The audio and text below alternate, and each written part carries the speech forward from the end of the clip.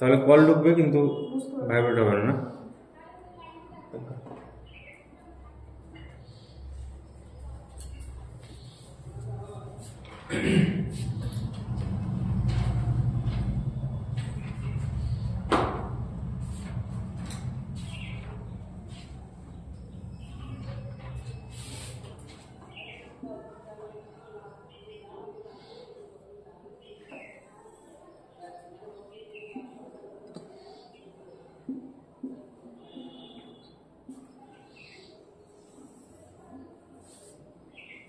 ভারতের এটা যেটা বলেছিলাম একবার বলে দাও আমাকে। পশ্চিমতম কি বলেছিলাম? গোয়ালনগর। উত্তরতম ইন্দিরাকল। পূর্বতম কিবিথু। আর দক্ষিণতম স্থলবিন্দু ইন্দিরা পয়েন্ট।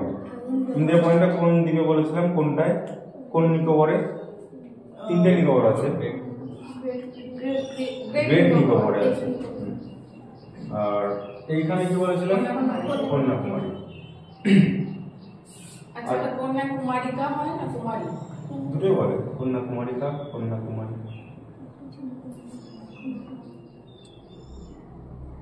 এবার হচ্ছে তোমার কোস্ট লাইন, ঠিক আছে, মানে উপকূল রেখা কোন রাজ্যে সবচেয়ে বেশি? গুজরাট। গুজরাট সবচেয়ে বেশি রয়েছে, 1214 কিলোমিটার। ঠিক আছে, সব নোটসের মধ্যে লেখা আছে, আমি তাও বলছি, শুধু তুমি তো লিখলেও লিখতে পারো, না লিখলেও অসুবিধা নেই, আছে লেখা। এবার এখানে কোন লাইন বলেছিলাম? পাকিস্তানের রেড ক্লিফ লাইন। ভুটানে বলেছিলাম, এই ভুটান বলছে, আফগানিস্তান বলেছিলাম ডুরান্ট লাইন। আর এটা এলএসি, আর এখানে ম্যাকমোহন লাইন বলেছিলাম। আর মায়ানমারের সাথে যেটা আছে ম্যাক্সওয়েল লাইন। ঠিক আছে, এটা হচ্ছে ম্যাক্সওয়েল, এটা বলে নি, ম্যাক্সওয়েল লাইন। আর বাংলাদেশের সাথে কত কিলোমিটার আছে জানো? 3 বিঘা করে। স্যার মানে আপনি কি হিসেবে বলছেন? বর্ডার না, টোটাল বর্ডার শেয়ারিং কত আছে? 4096 কিলোমিটার। এর সবচেয়ে বেশি আছে। এবার দুটো আমাদের না দুটো কোস্ট লাইন পড়তে হয়। একটা হচ্ছে তোমার ভারতের সবচেয়ে বেশি কোন রাজ্যে, আর কোন রাজ্যে সবচেয়ে কম আছে। এই মানে পশ্চিমবঙ্গের কত আছে? পশ্চিমবঙ্গের হচ্ছে 167 সামথিং আছে। ঠিক আছে, 160 ঘরে আছে, 67 এরকম লেখা আছে। তো আমরা ভারতের প্রশাসনিক বিভাগ পড়লাম। তো এবার যেটা আমরা পড়বো ভারতের ভূপ্রকৃতি, মানে টপিক 2। টপিক 1টা যা যা দিয়েছি তোমার ইনফরমেশন পড়তে হবে, যে কোন রাজ্যের বেশি তোমার সবচেয়ে মহিলা বাস করে, কোন রাজ্যে বেশি পুরুষ বাস করে, কোন রাজ্যে শিক্ষার হার বেশি, সব এর মধ্যে সব আছে। সবচেয়ে বেশি এসসি কোন রাজ্যে আছে জানো? এসসি না, সবচেয়ে বেশি এসসি রয়েছে উত্তরপ্রদেশে। শিডিউল কাস্ট রয়েছে ইউপিতে সবচেয়ে বেশি। আর পার্সেন্টেজ যদি বলা হয়, পার্সেন্টেজ এসসি বেশি আছে পাঞ্জাবে। ঠিক আছে, এসসি সবচেয়ে বেশি আছে ইউপিতে। আর এসটি যদি বলা হয় তাহলে মধ্যপ্রদেশে, এসটি সবচেয়ে বেশি আছে মধ্যপ্রদেশে। এসসি হচ্ছে ইউপি, আর পাঞ্জাব হচ্ছে পার্সেন্টেজ এসসি বেশি আছে। আর এসটি তোমার হচ্ছে সবচেয়ে বেশি আছে এখানে, আর পার্সেন্টেজ হচ্ছে মিজোরামের দিকে আছে, এসটি বেশি আছে। সব লেখা আছে, এগুলো মুখস্থ জিনিস বলে এটা আমরা স্কিপ করছি, মুখস্থ বললে হয়ে যাবে। যেটা বোঝার জিনিস সেটাতে আমরা আসছি। ভারতের ভূপ্রকৃতি টপিক 2তে আছে। তো ভারতের ভূপ্রকৃতিকে আমরা 5টা ভাগে ভাগ করি। 5টা ভাগ কি কি? 1 নম্বর হচ্ছে উত্তরের পার্বত্য অঞ্চল, 2 নম্বর হচ্ছে দক্ষিণের মালভূমি অঞ্চল, 3 নম্বর হচ্ছে উত্তরের সমভূমি অঞ্চল, 4 নম্বরে হচ্ছে তোমার দ্বীপপুঞ্জ, আর 5 নম্বর আছে উপকূলীয় সমভূমি। উপকূলীয় সমভূমি। এবার যদি পার্বত্য অঞ্চলে আমরা বলি, ঠিক আছে, উত্তরের পার্বত্য অঞ্চল, তাহলে মেন যে পর্বত রয়েছে আমাদের কি পর্বতের নাম কি? হিমালয়। এখানে সিকিম। হিমালয়টা একদম এইখান থেকে শুরু হয়ে এই থেকে শুরু হয়ে এইভাবে গেছে অরুণাচল প্রদেশের দিকে গেছে, গিয়ে আবার বাঁক নিয়েছে, বাঁক নিয়ে আবার টুকরো টুকরো টুকরো টুকরো হয়ে একদম মাটির জলের নিচ দিয়ে এসে এই যে আন্দামান নিকোবরে এসে শেষ হয়েছে। ঠিক আছে, তো হিমালয়টা কোথায় তৈরি হয়েছে? হিমালয় যেখানে এখন আছে সেখানে আগে ছিল টেথিস সাগর, এখানে ছিল টেথিস সাগর। এবার কি হয়, দুটো মানে দুটো প্লেট এসে ধাক্কা লাগে, এই জায়গাটায় ভাঁজ হয়ে উঁচু হয়ে উঠে। দুটো প্লেটের নাম কি? এই দক্ষিণের প্লেটটা ছিল হচ্ছে গন্ডোয়ানা ল্যান্ড, গন্ডোয়ানা ল্যান্ড, বা এটা দু রকম নাম বলে, বা একটা বলা হচ্ছে ইন্দো অস্ট্রেলীয় পাত বা ইন্দো অস্ট্রেলীয় পাত। আর এদিক থেকে যেটা এসেছিল ইউরেশীয়, ইউরোপ আর এশিয়া, ইউরেশীয় পাত, ইউরেশীয় পাত বা অঙ্গারা ল্যান্ড।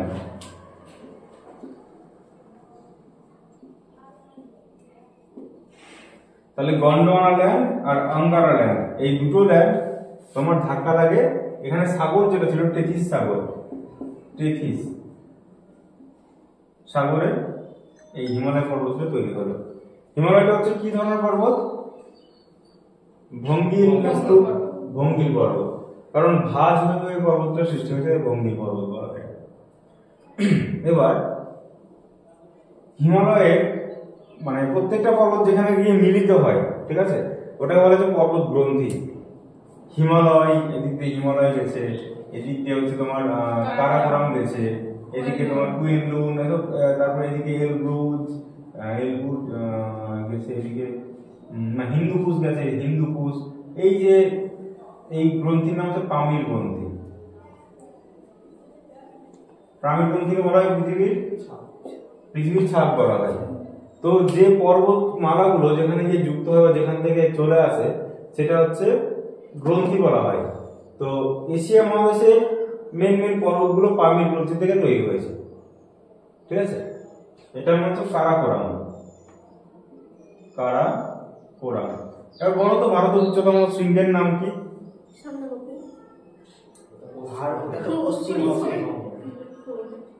ভারতের বলেছে উচ্চতম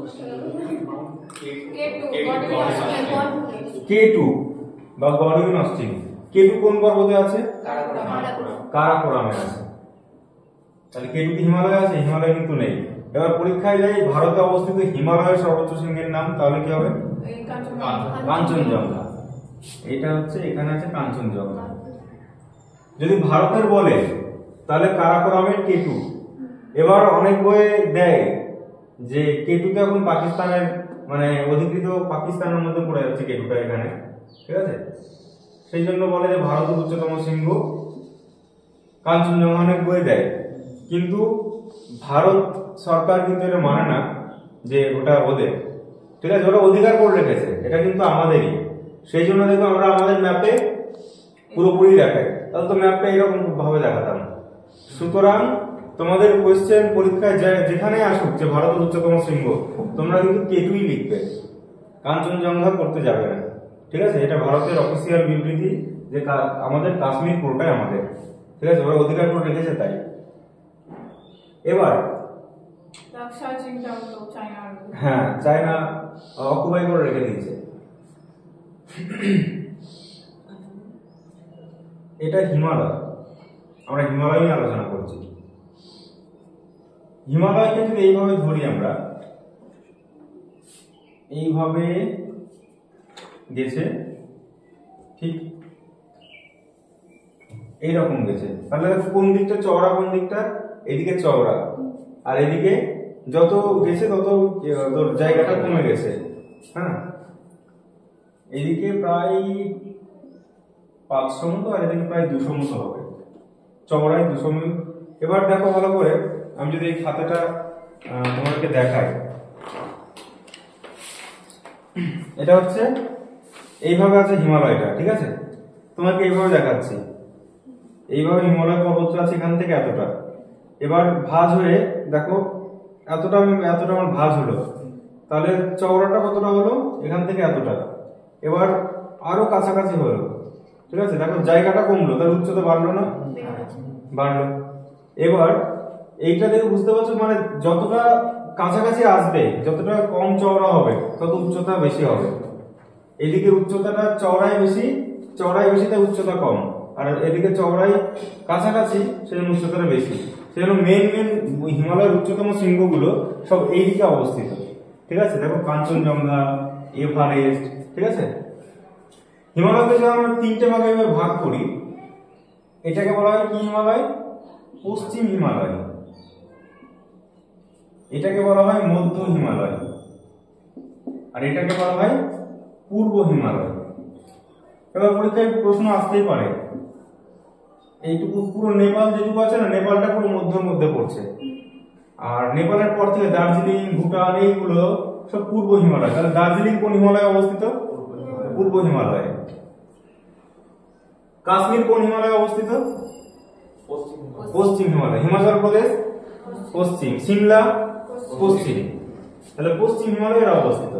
হিমালয়ের টোটাল দৈর্ঘ্য কত? দৈর্ঘ্য হচ্ছে 2500 কিলোমিটার মতো, প্রায় 2500 কিলোমিটার এখান থেকে এত। এবার হিমালয়ের পশ্চিমতম শৃঙ্গের নামটা কি?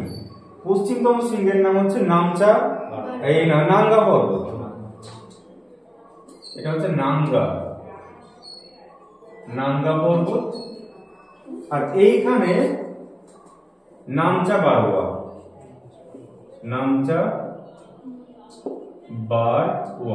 এখানে কোন রাজ্যটা আছে বলতো? এখানে দেখো অরুণাচল প্রদেশ। তাহলে নামচা বারওয়া কোন রাজ্যে অবস্থিত?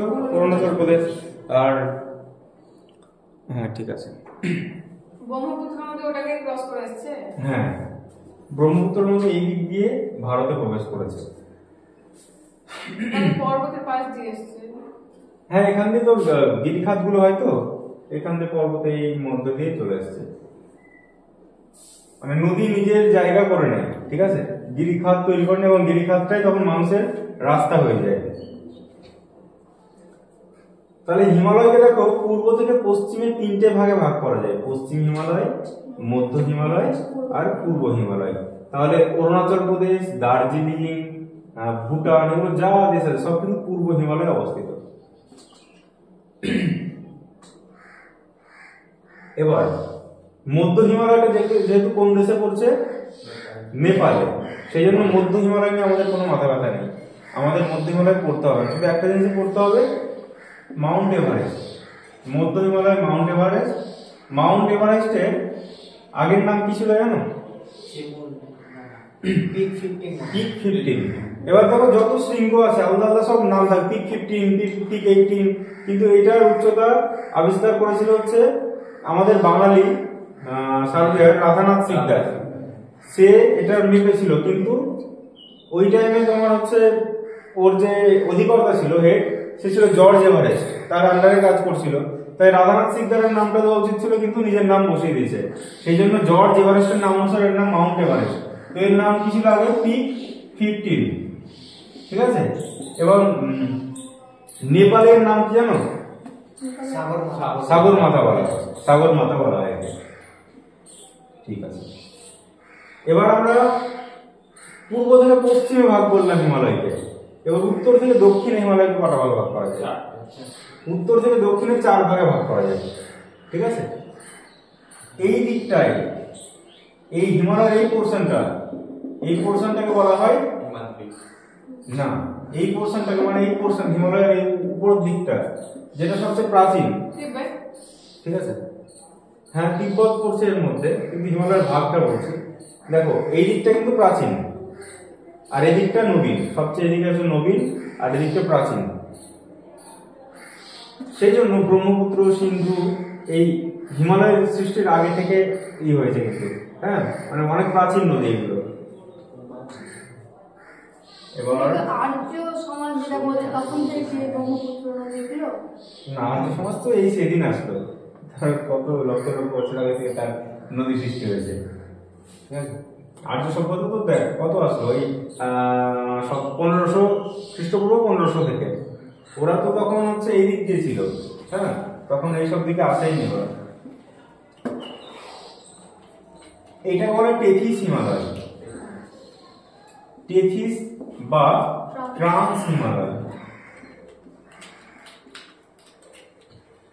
আর যেটা হচ্ছে মেইন হিমালয়, মেইন শৃঙ্গ, উঁচু উঁচু শৃঙ্গগুলো যেখানে আছে, এটাকে বলা হচ্ছে প্রধান হিমালয় বা হিমাদ্রি, বা প্রধান হিমালয়।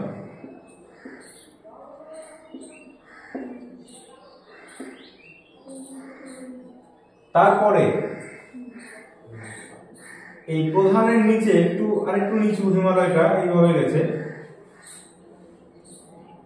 এটাকে বলা হচ্ছে হিমাচল হিমালয়, হিমাচল হিমালয়। আর তারপরে আরো নিচু যেটা আছে সেটাকে বলে শিবালিক হিমালয়, শিবালিক। তাহলে উত্তর থেকে দক্ষিণে হিমালয়কে 4 ভাগে ভাগ করা যায়: ট্রান্স হিমালয়, হিমাদ্রি হিমালয়, হিমাচল হিমালয় বা মধ্য হিমালয় বলা হয় এটাকে, ঠিক আছে, আর শেষে শিবালিক হিমালয়। গতকাল রাত্রে আমি যখন ক্লাস করাচ্ছিলাম গুগল মিটে, তোমাদেরকে বলেছিলাম না দুন আর তাল, শিবালিক আর হিমাচলের মাঝে যে হ্রদগুলো দেখতে পাওয়া যায় তাদেরকে বলা হয় তাল, যেমন নৈনিতাল, সাততাল, ভীমতাল। আর এই শিবালিক হিমাচলের মাঝে যে অনুদৈর্ঘ্য উপত্যকা মানে ভ্যালিগুলো দেখতে পাওয়া যায় তাকে বলা হয় দুন, ঠিক আছে, তাকে বলা হয় দুন। পরীক্ষায় আসে দুনগুলো কোন কোন হিমালয়ের মাঝে অবস্থিত, শিবালিক আর হিমাচলের মাঝে। এবার যদি বলি যে হিমালয়ের কোন পোরশনটা সবচেয়ে প্রাচীন, টেথিস, আর কোন পোরশনটা সবচেয়ে নবীন, শিবালিকটা হচ্ছে সবচেয়ে তোমার নবীন। এবার তোমাদেরকে মনে রাখতে হবে হিমালয়ের এই অংশের মধ্যে দেখো কারাকোরাম, সেই টেথিসের মধ্যে এইগুলো সব পড়ছে। তোমরা একটা মনে রাখবে, একটা ট্রিক্স মনে রাখবে, কলেজ পাস, কলেজ পাস, হ্যাঁ, কলেজ পাস, এটা মনে রাখতে হবে। তাহলে ক দিয়ে কি দেখো এখানে পরস্পর পর্বতগুলো সাজানো পরীক্ষায় দেয় যে সাজাও, ক দিয়ে কারাকোরাম, তারপরে কি ল দিয়ে কারাকোরামের নিচে যে পর্বত আছে লাদাখ, এটার নাম লাদাখ পর্বত। তারপর বর্গীর জ দিয়ে হচ্ছে জাসকর,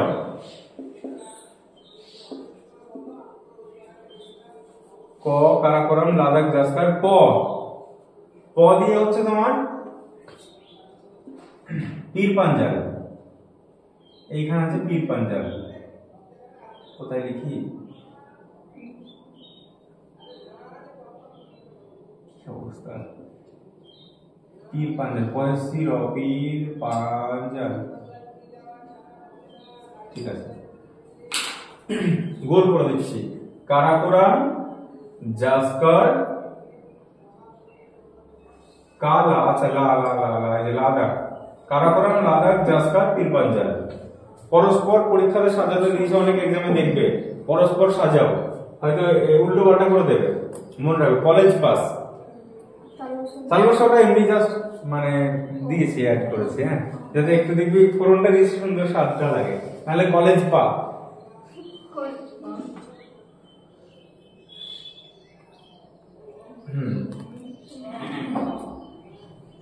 এবার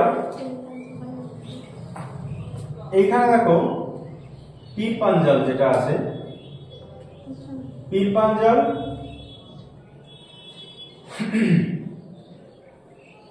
আর এদিকে জাস্কর, এর মাঝে আছে কাশ্মীর ভ্যালি। এখানে কাশ্মীর ভ্যালি আছে দেখো, আর এখানে আছে জম্মু। পীর পাঞ্জাল যেখানে লিখেছি এখানে আছে জম্মু আর এখানে আছে কাশ্মীর। তাহলে জম্মু থেকে কাশ্মীর যেতে গেলে কোন পর্বত আমাদের বাধা দেবে? পীর পাঞ্জাল বাধা দেবে। সেই জন্য এই বাধা যাতে না হয় আমাদেরকে একটা রাস্তা খুঁজতে হবে। এইখানে একটা পাস আছে, পাস পাস হচ্ছে একে লা বলা হয় আবার, হ্যাঁ লা মানে পাস। দেখবেন নাথুলা, শিবকিলা, বুর্জিলা। তো এইখানে একটা পাস আছে যে পাসটা দিয়ে জম্মু থেকে কাশ্মীর যাওয়া যায়, এর নাম বানিহাল পাস। এর নাম বানিহাল।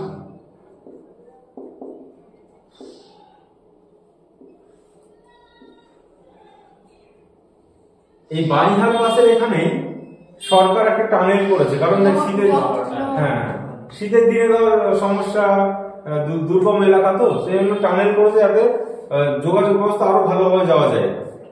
সেই জন্য এই বাণী আন্দোলন কে বেশি বানিয়েছেন? তো জওহরলাল নেহেরু। তো এইখানে যে টানেল আছে জওহর টানেল।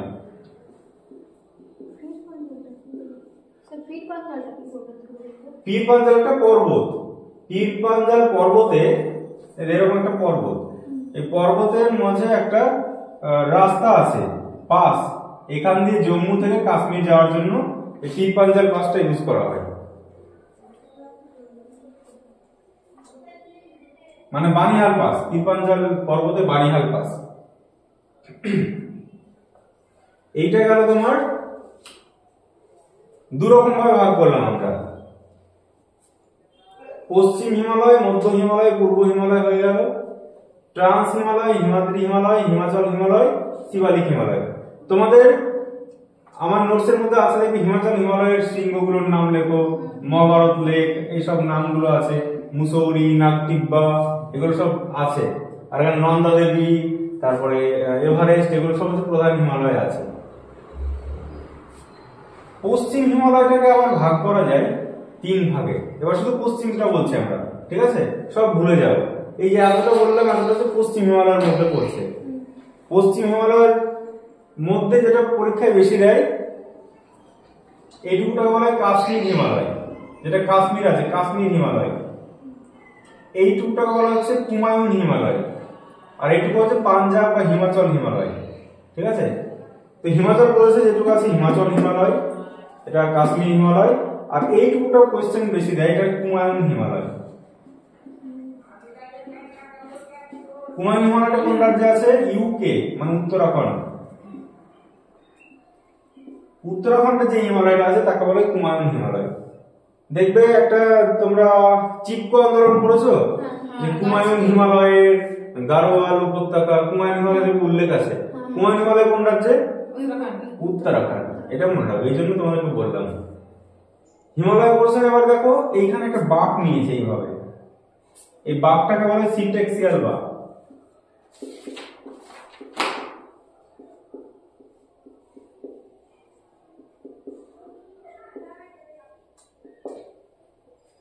সিনট্যাক্সিয়াল বাঁক বলা হয়। আর এই যে হিমালয়টা, এই হিমালয়টাকে বলা হচ্ছে পূর্বাচল হিমালয়। এখানে ছোট ছোট পর্বতে ভাগ হয়েছে, পাটকই, তারপরে যে লুসাই, ছোট ছোট ছোট পাহাড়ে সব ভাগ হয়ে গেছে। তো এটা হচ্ছে এই পুরো পোর্শনটা বলে পূর্বাচল হিমালয়।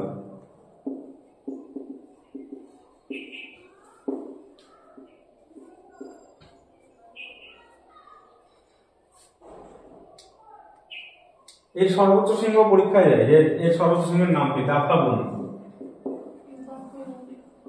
দাফা বুম।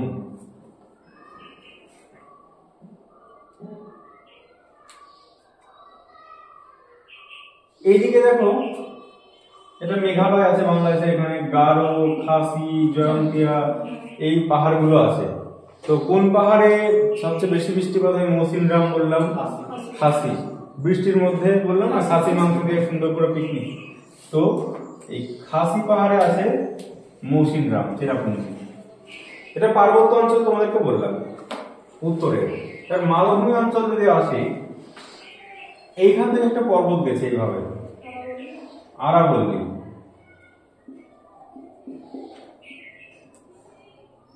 একদম গুজরাট থেকে শুরু, গুজরাট, রাজস্থান, এইভাবে চলে গেছে দিল্লি পর্যন্ত। আরাবল্লী পর্বতের সর্বোচ্চ শৃঙ্গের নাম গুরু শিখর। এর নাম হচ্ছে গুরু শিখর। এবার এইখানে মাঝে একটা পর্বত আছে, মাঝে হচ্ছে বিন্ধ্য পর্বত। বিন্ধ্য পর্বত ভারতকে দুটো ভাগে ভাগ করেছে, দাক্ষিণাত্য আর আর্যাবর্ত। আর্যরা এই উত্তর ভারতেই রাজ করছিল, হ্যাঁ, দক্ষিণাত্য যায়নি, কারণ এই পাহাড়টা ছিল, সেই জন্য এটাকে হচ্ছে আর্যদের প্রভাব আছে বলে আর্যাবর্ত, আর এটা হলো দাক্ষিণাত্য। আর এটা ইতিহাসে পড়াবো, এখানে তুঙ্গভদ্রা বলে একটা নদী আছে। তুঙ্গভদ্রা নদী আবার দাক্ষিণাত্যকে দুটো ভাগে ভাগ করেছে, হ্যাঁ, এটা হচ্ছে দাক্ষিণাত্য বলা, সুদূর দাক্ষিণাত্য, এই পোর্শনটা বলে সুদূর দাক্ষিণাত্য, ঠিক আছে। তারপরে এবার এর অনেক কটা ভাগ আছে, এই পর্বতটা যেটা বললাম না, এর দেখবে আমার নোটসের মধ্যে ছবি আছে, সব ছোট ছোট পাহাড়ে এরকম করে ভাগ আছে সব বিন্ধ্য পর্বতে। দেখো কি কি ছবিটা দেখতে পাচ্ছ, কি কি আছে নামগুলো বলো।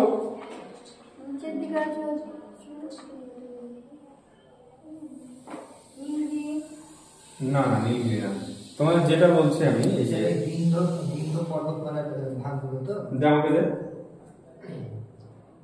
এতটা ডিটেলস, মানে বিসিএস যদি তোমরা দাও তোমার ঠিক আছে, তাহলে পরীক্ষা এত দেয় না। দেখো এইটা হচ্ছে মেইন বিন্ধ্য পর্বত, এরকম বিন্ধ্য, মানে এটা হচ্ছে বিন্ধ্য। তারপর আছে ভান্ডার পাহাড়, তারপর আছে কাইমুর পাহাড়, ঠিক আছে। এগুলো বিসিএস এর জন্য খুব দরকার পড়ে, যে কাইমুর পাহাড় কোন পর্বতের অংশ পরীক্ষায় দেয়। তোমাদের আমি বলছি শুধু এই পর্বতের সর্বোচ্চ শৃঙ্গ পড়বে, তাতেই হবে, ঠিক আছে। তো বিন্ধ্য পর্বতের আরেকটা দেখো, এই যে এইখানে আছে বিন্ধ্য পর্বত, এইখানে এইখানে কি আছে ছবিটা দেখো, ছবি যেটা এঁকেছি, পরেশনাথ। পরেশনাথ পাহাড় কোথায়, কোন রাজ্যে আছে বলতো? ঝাড়খণ্ডে।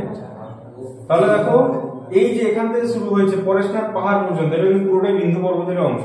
পরীক্ষা দিতেই পারে যে পরেশনাথ পাহাড় কোন পর্বতের অংশ, ঠিক আছে, তখন এটা বলতে বিন্ধ্য। এটা খুব ডেপথ লেভেলে চলে গেল, এটা বিসিএস এর জন্য ঠিক আছে বলছি, অন্যান্য তোমাদের ছোট এক্সামে এতটা ডেপথে দেবে না।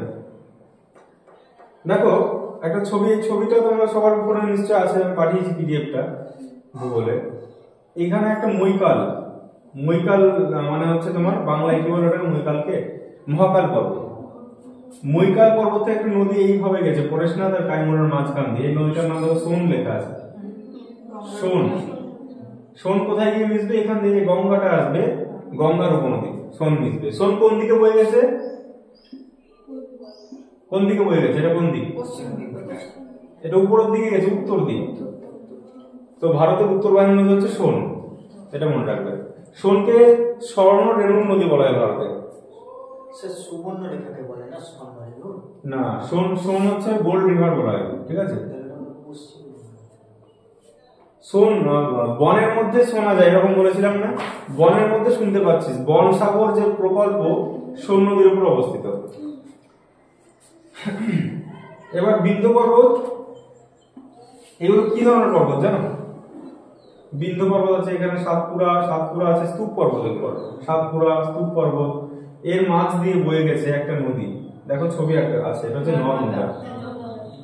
তাহলে এইখানে আছে সাতপুরা পর্বত, অনেক বড় ছোট ছোট মানে পাহাড় নিয়ে একবার পুরোটাকে বলা সাতপুরা পর্বতমালা, সাতপুরা। এবার সাতপুরার ছবি দেখো, সাতপুরার ছবি তার আগেরটাই আছে, দেখো সাতপুরা, এটা হচ্ছে সাতপুরা, এটা প্রধান সাতপুরা। তারপর আছে হচ্ছে মহাদেব পর্বত, তারপর আছে তোমার মৈকাল, বাংলা আছে মহাকাল, এই যে এখানে এঁকেছি মৈকাল, মৈকাল। তাহলে পুরোটা নিয়ে সাতপুরা, এইটা মহাদেব, এই এগুলো সব নর্মদার সোন তাহলে ওই মহিকাল থেকে সৃষ্টি হয়েছে। হ্যাঁ, এবার দেখো তোমরা যখন ছবি দেখবে ক্লিয়ার হয়েছে, তাহলে এই মহাকাল বা মহিকাল পর্বত থেকে সোনটাও তৈরি হয়েছে আর নর্মদা তৈরি হয়েছে। এখানকার যে শৃঙ্গটা আলাদা, এর নাম হচ্ছে অমরকণ্টক। অমরকণ্টক থেকে হচ্ছে তোমার নর্মদা, আর সোনটা হচ্ছে এই পাশের জমি থেকে সোন হয়েছে এই দিক থেকে, আর এই দিক নিচের দিক থেকে আরেকটা নদী হচ্ছে মহানদী। তাহলে পরীক্ষা আসতেই পারে যে এমন একটা উচ্চভূমির নাম বলো যেখান থেকে 3টে নদী সৃষ্টি হয়েছে, ওটা মহিকাল হিল থেকে। ঠিক আছে, কনসেপ্ট ক্লিয়ার থাকলে পরীক্ষা যেভাবে দেবে তোমরা পারবে, বোঝা থাকলে পরে।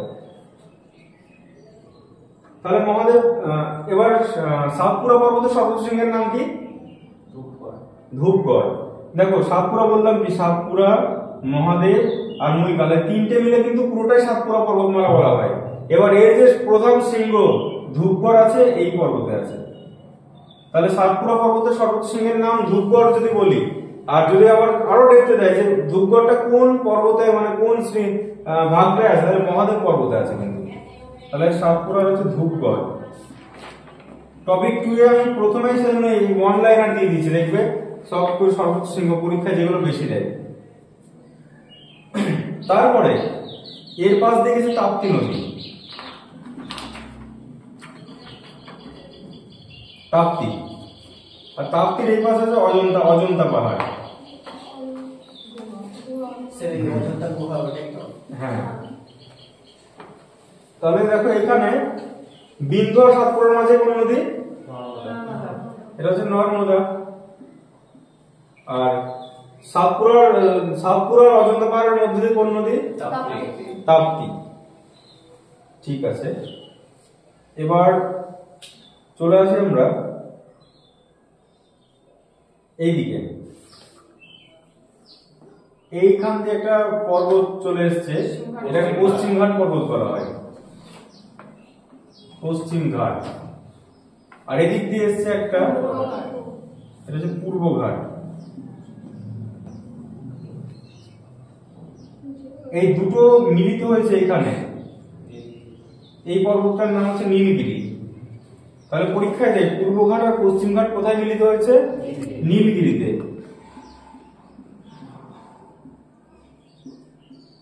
এই পশ্চিম ঘাট এখানে আসার পরে কিন্তু থেমে থাকেনি, আরো গেছে এইদিকে নিচের দিকে। ঠিক আছে, পশ্চিম ঘাট আরো নিচের দিকে এসছে, এইটুকু বলা হচ্ছে আন্নামালাই পর্বত। ঠিক আছে, আন্নামালাই আরো নিচের দিকে এসছে। ঠিক আছে, এটাকে হচ্ছে বলা হয় তোমার কার্ডামাম। ছবিটা দেওয়া আছে, কোথায় ছবিটা আছে? এই দেখো, এখানে দেখলে পুরো ক্লিয়ার হয়ে যাবে তোমাদের এই ছবিটায়। আন্নামালাই, তারপর কার্ডামাম, তারপর নাগের কয়েল। কার্ডামাম শেষ হচ্ছে নাগের কয়েল, এটা কার্ডামাম। জাস্ট একবার করে দেখে রাখলে হবে। এটা হচ্ছে নাগের কয়েল। এগুলো সবই পশ্চিমঘাট পর্বত থেকে তার এক্সটেনশন পোরশন। এবার এই আন্নামালাই পর্বতে যে শৃঙ্গ আছে সেটা পুরো দক্ষিণ ভারতের সর্বোচ্চ শৃঙ্গ। কি নাম জানো?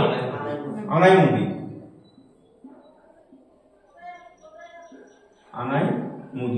তাহলে আনাইমুদিটা কিন্তু মেইন পশ্চিম ঘাটে নেই, পশ্চিম ঘাট থেকে আরেকটু বেরিয়ে গেছে, এটা আন্নামালাই। তো এটাকে পুরো পশ্চিম ঘাটই বলে পুরোপুরিকে। ঠিক আছে, পুরো পশ্চিম ঘাটই বলা হয়, কিন্তু এটা আলাদা আলাদা যে বলা হয়, এটা আন্নামালাই পর্বতে আছে আনাইমুদিটা, এটা মনে রাখবে। পূর্ব ঘাটের তেমন সর্বোচ্চ শৃঙ্গের নাম হচ্ছে কি? জিন্দা গাডা। মানে এখানে জিন্দা মানুষকে গেড়ে দিয়েছিল, মাটির নিচে পুঁতে দিয়েছিল। জিন্দা গাডা।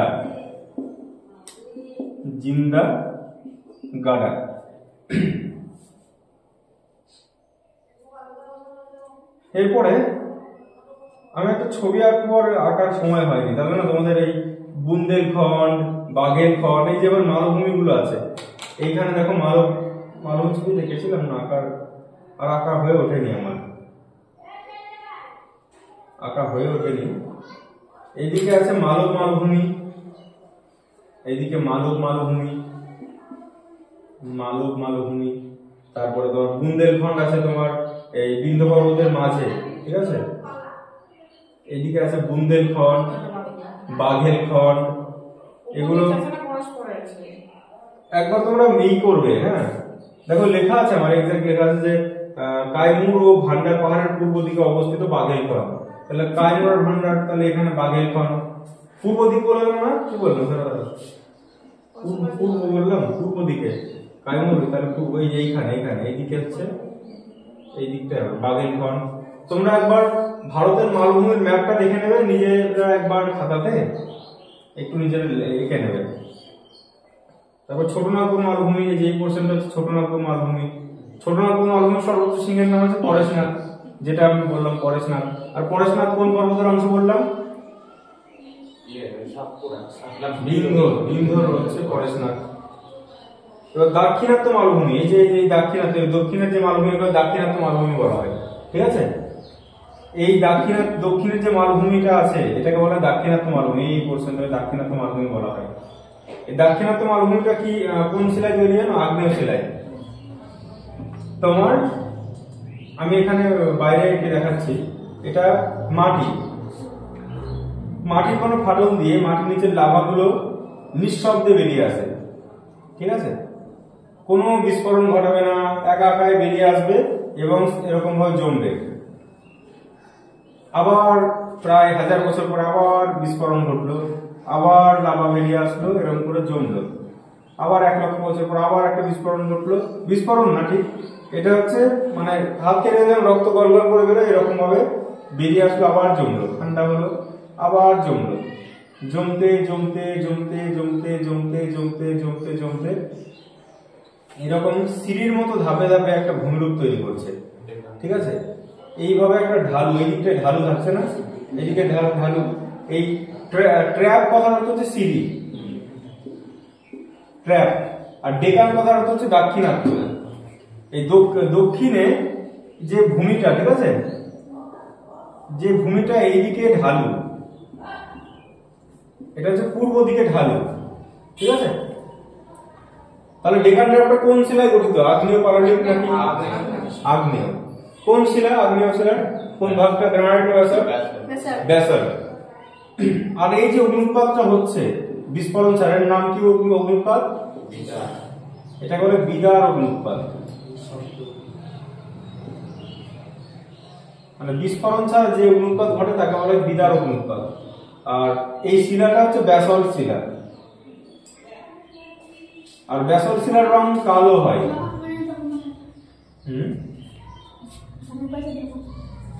কিসের?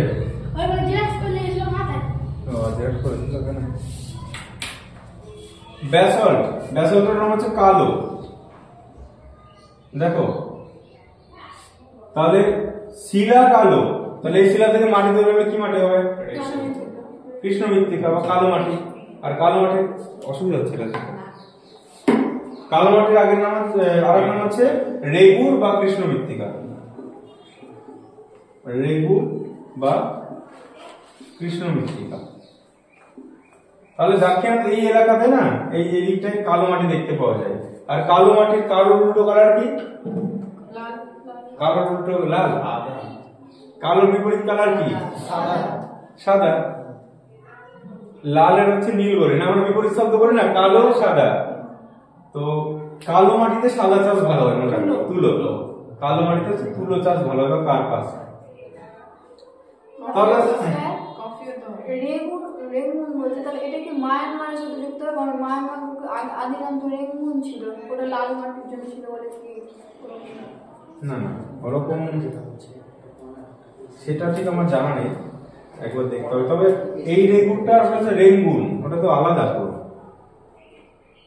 ওর হিস্ট্রি একবার জানতে হবে, তাহলে রেঙ্গুন কেন নাম হয়েছিল। আমরা আগে ভারতের হিস্ট্রিটাকে জানি। দেখ, ইতিহাস ভূগোল সব কিন্তু কানেক্টেড। আমরা যখন ইতিহাস পড়াচ্ছি ভূগোলের জিনিস আসছে, ভূগোল পড়াচ্ছি পলিটি আসছে। পলিটি মানে দেশ, রাজধানী, এগুলো সবকিছু মেশানো। সেই জন্য আমি বলছিলাম যে যারা নতুন আছে, নতুনরা যেন আসে, এই ক্লাসগুলো মিস করলে না আবার তাদের এই মুখস্থ করতে হবে, ছবিটা তৈরি হবে আমার ব্রেনে। এগুলো হলো। তাহলে এখান থেকে কোয়েশ্চেন দেয় যে এখান থেকে একটা নদী বয়ে গেছে, এর নাম কি জানো? গোদাবরী। এটা হচ্ছে গোদাবরী। তার নিচে একটা বয়ে গেছে এদিকে, এটা কৃষ্ণা। এদিক দিয়ে বয়ে গেছে পেন্না। আর এদিক দিয়ে হচ্ছে কাবেরী। তাহলে প্রত্যেকটা নদী কোন দিকে বয়ে যাচ্ছে বলো তো? এইভাবে যাচ্ছে, পূর্ব। সব নদীগুলো হচ্ছে এদিকে পূর্ব দিকে বয়ে আসছে। কারণ কি? কারণ হচ্ছে ডেকান ট্র্যাপের ঢালটাই পূর্ব দিকে। ডেকান ট্র্যাপের ঢালটা পূর্ব দিকে হওয়ার জন্য এদিকের নদীগুলো পূর্ব বাহিনী নদী। আর যদি জিজ্ঞেস করি ভারতের উত্তর বাহিনী নদীর একটা নাম বলো? সোন, চম্বল। এদিকে চম্বল আছে, চম্বল উত্তর দিকে বয়ে গেছে, ঠিক আছে? তাহলে দেখো নদী চ্যাপ্টারও আমাদের হয়ে যাচ্ছে কিন্তু এটা পড়তে পড়তে। এর পরের চ্যাপ্টার নদী আসবো আমরা। এইদিকে যে নদীগুলো দেখো, এই পর্বতটার নাম কি?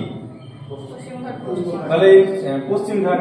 তাহলে পশ্চিম ঘাট থেকে নদীগুলো তৈরি হবে, কারণ এখানে পর্বত আছে। এই নদীগুলো পশ্চিম ঘাটের এখান থেকে তৈরি হয়েছে। আর এখানের নদীগুলো এই উচ্চভূমি থেকে তৈরি হয়েছে। আর এই নদীগুলো এখানকার বরফ গলা জলে এগুলো পুষ্ট হবে, আর এদিকে এগুলো বৃষ্টির জলে পুষ্ট হবে। তাহলে মোটামুটি আমরা পর্বতটা জানলাম, মালভূমি জানলাম। এবার সমভূমি। সমভূমি হচ্ছে যে গঙ্গা, তারপরে সিন্ধু। সিন্ধু বয়ে গেছে। সিন্ধুর যে 5টা উপনদী আছে কি কি? ঝিলাম, চেনাব, রাবি, সতলুজ। আরেকটা ঝিলাম, চেনাব, সতলুজ, ইরাবতী হচ্ছে রাবি। সতলুজ বলেছিস তো? সতলুজ। আচ্ছা আমি বলছি, বাংলা বলছি, আমার বাংলাটা বেশি মনে হয়। বিতস্তা, বিপাশা, চন্দ্রভাগা, ইরাবতী, না রাবিটা ইরাবতী, সতলুজ।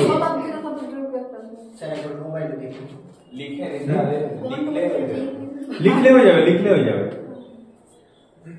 এটা নাম মুছলে হবে না, তাহলে একটু এটা মুছে দিচ্ছি। মুছে দিলাম না?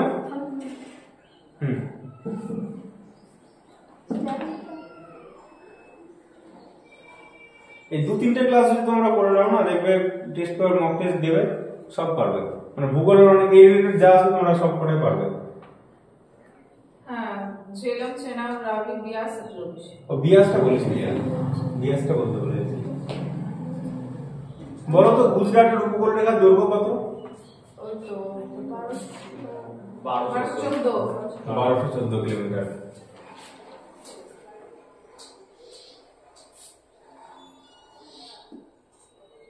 সাতপুরা পর্বতের সর্বোচ্চ শৃঙ্গের নাম কি? মনে রাখবে, সাধু। সাধু, ঠিক আছে?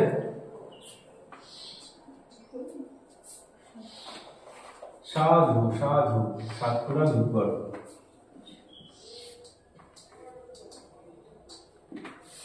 আমি এত কষ্ট কেন করছি রে? ওহো, এটাও তো মুছে দিলাম। পুরো মুছে দিয়ে পরিষ্কার ভাবে করে। পশ্চিম হিমালয় কটা কাপ বলেছিল? 3টে না 4টে? পশ্চিম হিমালয় হচ্ছে, দেখ 3টে বলা হয়। পাঞ্জাব, অনেক বই পাঞ্জাব দেয়, আবার হিমাচল হিমালয় আলাদা। আর পাঞ্জাব ও হিমাচল হিমালয় একসাথে দিয়ে দেয়। তো শুধু আমি ওটা তুই লিখে রাখ, পাঞ্জাব হিমালয়, হিমাচল হিমালয়, কুমায়ুন কাশ্মীর। তো কুমায়ুনটা মনে রাখলে হবে, কুমায়ুনটা পরীক্ষায় দেয়।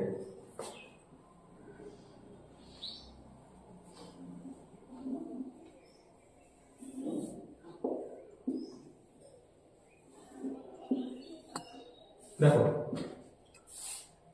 এটা হচ্ছে সিন্ধু নদী। এইভাবে ওর উপনদীগুলো গেছে, ঠিক আছে?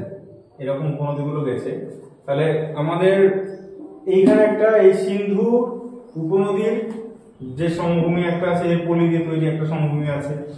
গঙ্গা বয়ে গেছে, এর যে উপনদী, এর যে শাখা নদী, এই এলাকাটার একটা সমভূমি আছে।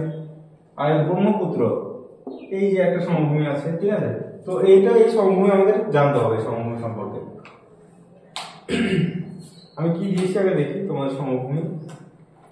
ভাবর, তরাই, ভাঙর, খাদার। আচ্ছা, আগে ভাবর থেকে শুরু করি, সামনে থাকলে সুবিধা হবে, নাহলে। এটা হচ্ছে পর্বত। পর্বতের পাদদেশে যে একটু বড়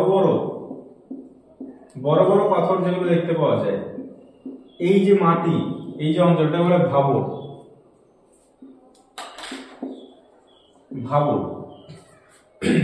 ভাবরের নিচের দিকে একটু সূক্ষ্ম সূক্ষ্ম পলির স্যাঁতস্যাঁতে যে ভূমি দেখতে পাওয়া যায় একে বলে তরাই।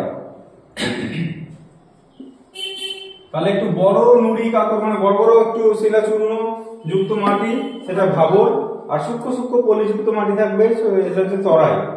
এই দুটো মনে রাখবে। আর ভাঙর আর খাদারটা কি জিনিস দেখো, এটা একটা নদী, নদীর কাছাকাছি অঞ্চলে নবীন পলি মাটি দেখতে পাওয়া যেটা বলে খাদার। নদীর কাছে বন্যার ফলে যে পলিগুলো জন্মে কাছাকাছি যে ভূমিরূপ তৈরি হয়, ভূমি তৈরি হয় খাদার বলা হয়। আর নদী থেকে দূরে যে প্রাচীন পলি সেটাকে বলে ভাঙর। তাহলে খাদার মানে নদীর কাছাকাছি নবীন পলি, আর ভাঙর মানে প্রাচীন পলি গঠিত মাটি। দেখ প্রাচীন জিনিস পুরানো জিনিস ভেঙে যায় কি যায় না? তাহলে ভেঙে যায় পুরানো জিনিস। ভাঙর হচ্ছে পুরাতন পলি আর খাদার হচ্ছে নতুন পলি গঠিত মাটি। খাদার বললাম। মরুস্থলী, মরুস্থলী হচ্ছে এইখানে দেখো, এটা রাজস্থান, এটা থর মরুভূমি। থর মরুভূমির যে পোর্শনটা একদম পশ্চিম দিকে কোনো উদ্ভিদ জন্মাবে না। দেখবি সিনেমা শুটিং গুলো অনেক দেখেছিস না? কি বাংলা জিতের একটা সিনেমা ছিল মরুভূমির মধ্যে একটা গান করে, জোস। সিনেমাটার গানটার নাম কি? খুঁজেছি তোকে রাত বেড়াতে। তাহলে এই মরুস্থলী মানে যেখানে শুধু মরুভূমি দেখতে পাওয়া যাবে, কোনো গাছপালা প্রাণ কিচ্ছু নেই। মরুস্থলী কথার অর্থ হচ্ছে মৃতের পাহাড়, ঠিক আছে, মৃতের দেশ। হ্যাঁ, তো সেটা হচ্ছে মরুস্থলী। বাগার, এবার দেখো মরুস্থলী বললাম একদম পশ্চিমে, তারপরে একটু এর পূর্ব দিকে হালকা হালকা ঘাস টাস জন্মায়, একে বলা হচ্ছে দেখো বাগার, একে বলা হয় বাগার।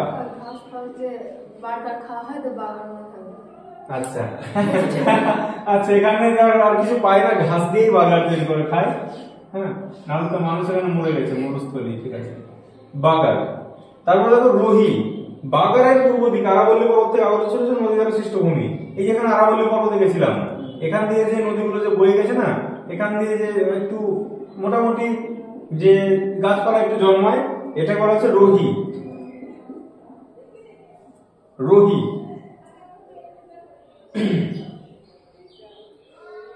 তারপরে থালি, লুনি নদীর উত্তরে বালুময় অঞ্চল, এখান থেকে লুনি নদী বয়ে গেছে, এই দিকে একটা বালিময় অঞ্চল আছে, বলা হচ্ছে তোমার থালি। থালি আমি ছবি এঁকে দিয়েছি, কিন্তু আমার খাতায় একবার দেখবে তাহলে পুরো মুখস্থ হয়ে যাবে। তাহলে থালি আর রোহি। আর ধ্রিয়ানটা কি? চলমান বালিয়াড়ি, চলমান বালিয়াড়িকে বলা হচ্ছে ধ্রিয়ান। হ্যাঁ, বায়ুর ফলে যেটা চলতে থাকে বালিয়াড়ি, রাজ এখানে কাল এখানে, এই যে মানে স্থান পরিবর্তন ধ্রিয়ান বলা হয়। আর ধায়া হচ্ছে পাঞ্জাবের প্লাবন সমভূমি ধায়া, এগুলো মুখস্থ করে নিতে হবে, এগুলো কিছু নেই। খোস, পাঞ্জাবের শিবালিক পর্বতের পাদদেশীয় ক্ষয়প্রাপ্ত অংশকে খোস বলে। তাহলে শিবালিক পর্বত কি বললাম, এই যে এখানে শিবালিক পর্বত, এর এই অঞ্চল হচ্ছে খোস দেখতে পাওয়া যায়, পাঞ্জাবের খোস। আমরা বললাম না পাঞ্জাব বললাম, একটা পাঞ্জাব হিমাচল কি একটা কাশ্মীর হিমালয়, পাঞ্জাব হিমালয় বললাম। এই পাঞ্জাবে যে হিমাচল শিবালিকের নিচে এটা হচ্ছে খোস দেখতে পাওয়া যায়। পরীক্ষায় দেয় খোস কোন অঞ্চলের ভূমি, এরকম দেয়। এবার দেখো দোয়াব, দেখো বিস্ত দোয়াব, বাড়ি দোয়াব, রেচনা দোয়াব। দেখো বিস্ত বয়সী দন্তস্বর বিস্ত। দোয়াব মানে কি আগে সেটা জানতে হবে। দোয়াব মানে কি? দুটো নদীর মধ্যবর্তী কি দেখো, আমি এটা একটা নদী, এটা একটা নদী, দুটো নদীর মাঝে যে উচ্চভূমি আছে এটাকে কি বলে? না, এটা একটা নদী, এটা একটা নদী, এর মাঝে যে নিম্নভূমি আছে, দুটো নদীর মাঝে নিম্নভূমিকে বলে দোয়াব, আর উচ্চভূমিকে জল বিভাজিকা। ঠিক আছে, জল বিভাজিকা মানে দুটো নদী যে যা দ্বারা বিচ্ছিন্ন হয় সেটা জল বিভাজিকা, কোনো পাহাড় হতে পারে, উচ্চভূমি হতে পারে। আর দুটো নদীর মাঝে যে নিচু ভূমি দোয়াব বলা হয়। দেখো বিশ দোয়াব কি লিখেছি? বিপাশা আর শতদূর, মানে বিয়াস আর শতদূর। দেখো ইংলিশটা মনে রাখতে হবে, বিশ দেখো এর মধ্যে আছে দন্ত স আছে। তারপরে দেখো তারপরটা দেখো বাড়ি, বাড়ি দোয়াব। বাড়িটা কোন নদীর উপর? দেখো বিয়াস আর রাভি, তাহলে বিয়াসের বা আর রাভির র, বাড়ি দোয়াব। তারপর তো রেচনা দোয়াব, রেচনা দোয়াব। দুটো নদী কি কি? দেখো রেচনা হচ্ছে কি রাভি আর চেনাব, তাহলে চেনাবের চ রাভির র। এরকম পরীক্ষায় যায় রেচনা দোয়াব কোন দুটো নদীর মাঝে আছে, ঠিক আছে, রাভি চেনাব। এরকম এই চাজ, চাজ হচ্ছে কি বিতস্তা চন্দ্র, চেনাব আর ঝিলাম। তোমরা সেজন্য ইংলিশ নামটা মনে রাখে, এটা কিন্তু পারবে। বাংলা নামটা পারবে, বাংলার অক্ষর দিয়ে মিলবে না কিনা। ইংলিশ নামটা সেজন্য পড়তে বলি, বাংলা নাম ভুলে যাবে, ইংলিশটা মনে রাখবে। তাহলে এটা একটা সমভূমি করে বললাম। আর একটা বাংলা কোশ্চেন করলে অসুবিধা হয়। বাংলায় আমি হিন্দিতে পড়েছি তো, হ্যাঁ তো আমি যখন ওটা বাংলা কনভার্ট করি মানে অসুবিধা হয়। আচ্ছা হ্যাঁ একটু অসুবিধা হবে। ইংলিশটা ইংলিশ আর হিন্দিটা মোটামুটি একই। তাহলে দেখো এই পোর্শনটা একটু ভূমিগুলো বললাম, রোহি, বাগার। এবার তোমাকে পড়তে হবে, পড়লেই আজকে যদি পড়ো তার মাথায় ঢুকবে। থালি, খোস, আর কি বললাম দোয়াব, জলগাজি। এবার এই যে নদীগুলো, এই নদী বললাম এগুলো সব কিন্তু সিন্ধুর উপনদী, চেনাব টেনাব সব এর মধ্যে আছে, 5টা নদী, এগুলো পড়ে নেবে। আর গঙ্গার তো গঙ্গা সমভূমি। ভারতে সবচেয়ে বেশি যে মাটি আছে সেটা পলি মাটি, ঠিক আছে, এরকম পলি মাটি দেখতে পাওয়া যায়। সমভূমি এইটুকু আমি দিয়েছি, উত্তরের সমভূমি। এবার হচ্ছে তোমার উপকূলের সমভূমি। দেখো এই যে উপকূল আছে, এই যে উপকূল আছে, হ্যাঁ, এটাকে উপকূলের সমভূমি বলা হয়। এখানে আছে গুজরাট উপকূল। তারপর এখান থেকে এইটুকু হচ্ছে কোঙ্কণ উপকূল, এখান থেকে এইটুকু হচ্ছে বলে কর্ণাটক উপকূল, আর এইটুকুটা বলে মালাবার উপকূল। মালাবার কোনটা আছে বলতো? কেরালা, মালাবার উপকূল। এইটুকুটাকে বলা হয় করমণ্ডল উপকূল। এদিকে কোন রাজ্য বলতো? তামিলনাড়ু। দেখো এই যে তামিলনাড়ু, এটা হচ্ছে করমণ্ডল উপকূল। এইটুকু সবুজটা হচ্ছে মালাবার উপকূল। তারপর এখান থেকে শুরু করে একদম উড়িষ্যা পর্যন্ত, হ্যাঁ, এটা হলো উত্তর সরকার উপকূল। উপকূলে মানে রাজ্যগুলো আছে ওই জন্য এরকম নাম নাকি স্যার? উপকূলে মানে পড়ছে ওই জন্য। হ্যাঁ না, এই উপকূলের যে একটা সমভূমি তৈরি হয়, একটা বালি বালি যে সমভূমি, এটার আলাদা সব নাম আছে, ঠিক আছে। তোমাদের ছবি পুরো সুন্দর করে এঁকে দিয়েছে, দেখো একদম সুন্দর করে দেওয়া আছে একদম। গোদাবরী থেকে মহানদী পর্যন্ত উত্তর সরকার উপকূল, আর মহানদী থেকে উড়িষ্যা পর্যন্ত এটা বলা হচ্ছে উৎকল উপকূল বলা হয়। এদিকটা হচ্ছে উৎকল উপকূল, পুরোটা উত্তর সরকারই দেয়, দরকার নেই। উৎকল উপকূল। তারপর কি দিয়েছি? আচ্ছা তারপর তো নদী চলে আসলো। দ্বীপপুঞ্জগুলো আমি এখানে দিইনি। কোঙ্কণের পরেটা কি লিখেছো? কোঙ্কণের পরে হচ্ছে কর্ণাটক উপকূল, কর্ণাটক।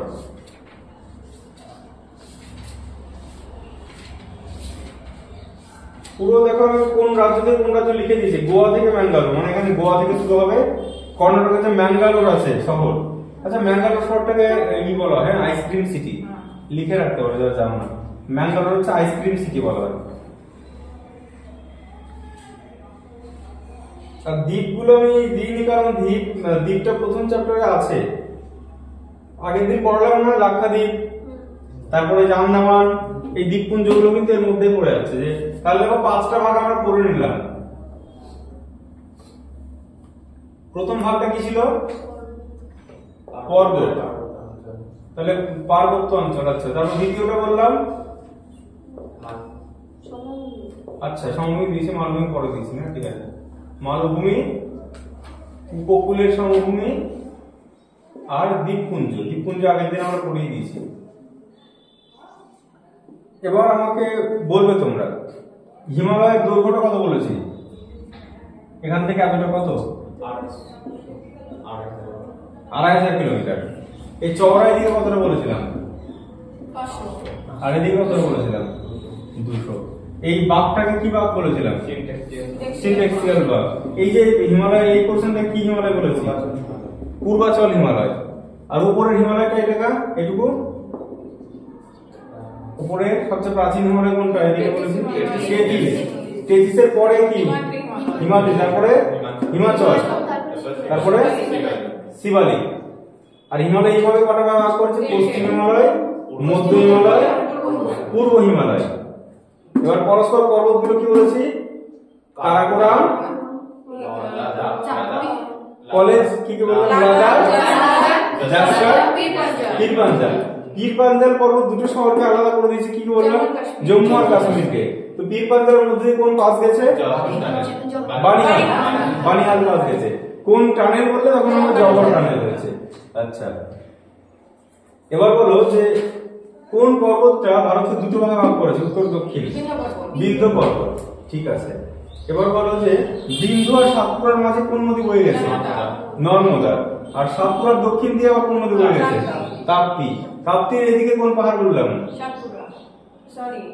সাতপুরা তো এটা অজন্তা পাহাড় এখানে আছে। আর পশ্চিমঘাট আর পূর্বঘাট কোন পর্বতে মিলিত হয়েছে, নীলগিরির সর্বোচ্চ শৃঙ্গের নাম দোদাবেতা। আর পূর্বঘাটে কি জিন্দা কি করে দিয়েছিল, জিন্দাগাড়া, জিন্দাগাড়া, দোদাবেতা। আর আরাবল্লী কি বললাম, মনে আছে কারণ, গুরু শিখর। আরাবল্লী হচ্ছে গুরু শিখর। মরুস্থলী কথার অর্থ মৃতের দেশ। আচ্ছা, আর একটা তোমাদের দুটো বলে রাখি, দুটো তো বলা হয়নি। একটা মনে রাখা হচ্ছে মালনাদ আর ময়দান। কর্ণাটক মালভূমির দুটো অংশ আছে, একটা মালনাদ, একটা ময়দান। তাহলে এটা কর্ণাটক মালভূমি এখানে আছে, তো এইখানে কর্ণাটক মালভূমি দুটো ভাগ আছে, একটা হচ্ছে ময়দান আর একটা মালনাদ। মালনাদ কথার অর্থ হচ্ছে পাহাড়ি দেশ, পাহাড়ি দেশ। আর ময়দান কথার অর্থ হচ্ছে তরঙ্গায়িত উচ্চভূমি, তরঙ্গায়িত উচ্চভূমি। এবার কর্ণাটক মালভূমির কোন দিকটাকে ময়দান বলা হয় আর কোন দিকটাকে মালনাদ বলা হয়,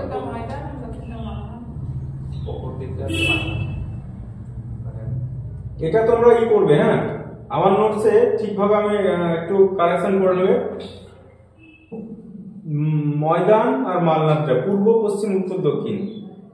ময়দান আছে, তোমরা এটা মনে রাখার জন্য আমি ম্যাকেনজি মার্ক দিয়ে বুঝিয়েছিলাম আমি ছেলেদেরকে, তোমরা তো নতুন জানো না। ম্যাকেনজি মার্ক কি তোমরা সবাই দেখেছো, স্টেডিয়ামে উঠেছো? তাহলে তোমরা বুঝতে পারবে। আমি ম্যাকেনজি মার্কটা আমি একবার আঁকছি ভালো করে, হ্যাঁ দেখো।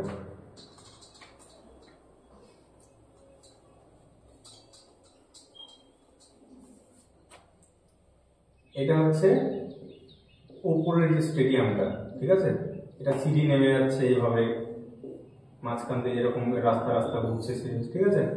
এখানে উপরের স্টেডিয়াম, এখানে একটা ঘর আছে, এখানে পিলার আছে, এটা পুরো একটা ফাঁকা জায়গা স্টেডিয়াম। নিচে হচ্ছে এরকম, নিচে এরকমই আছে, আর এটা হচ্ছে পুরো মাঠ। তুই এখানে দাঁড়িয়ে আছিস, কোন দিকে মুখ করে বলতো, মাঠের দিকে মুখ করে।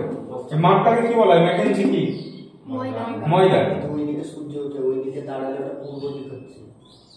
তো দেখো এটা হচ্ছে ময়দান, তুমি দাঁড়িয়ে আছো ময়দানের দিকে মুখ করে। তুমি কোন দিকে মুখ করে দাঁড়িয়ে আছো বলো, মানে দিকটা বলো, পূর্ব দিক, তাই তো। দেখ আমি এইভাবে তো দাঁড়াবো না ময়দানের দিকে, তাহলে কি দিক হচ্ছে, পূর্ব দিক।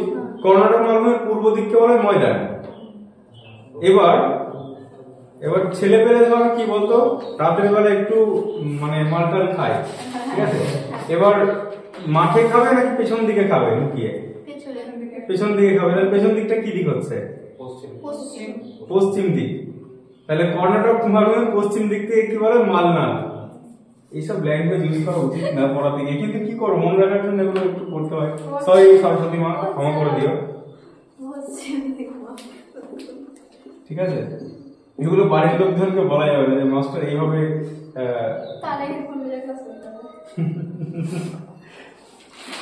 না। একবার এরকম জানিস, একটা আমার সাবস্ক্রাইবার, ও আর আমার ক্লাস আর করেনি, ও বাড়ির লোকের সাথে ক্লাস করেছিল।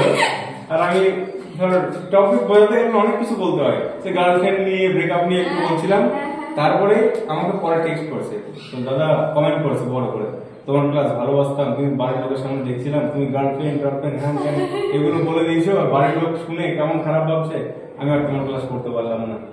খুব খারাপ লাগলো, এরকম কেন করলে, আমি আর কোনোদিন ক্লাস করবো না তোমার। আমি শুনে অবাক, এরে ভাই তাহলে কোন যুগের মানুষ তুই?